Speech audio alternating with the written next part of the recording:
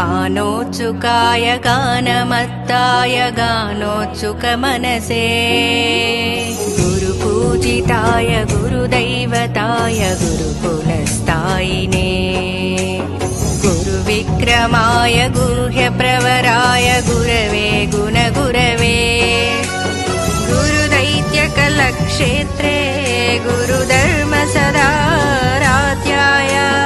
गुरुपुत्रपरित्रात्रे गुरुपाखण्डकण्डकाय